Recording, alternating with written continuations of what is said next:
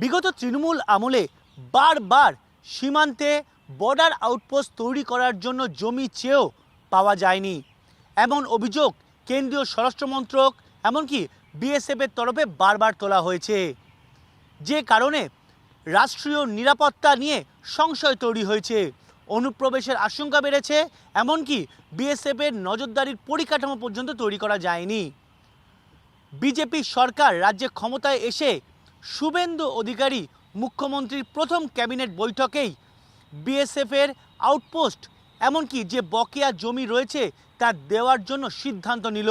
স্বাভাবিকভাবেই এতে যথেষ্টই উচ্ছ্বসিত বিএসএফ কর্তৃপক্ষ।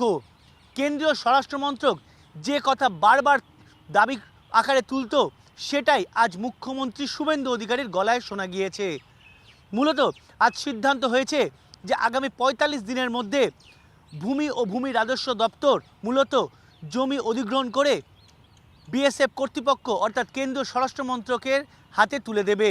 সেখানে বিএসএফ আউটপোস্ট এবং অন্যান্য নজরদারির পরিকাঠামো গড়বে।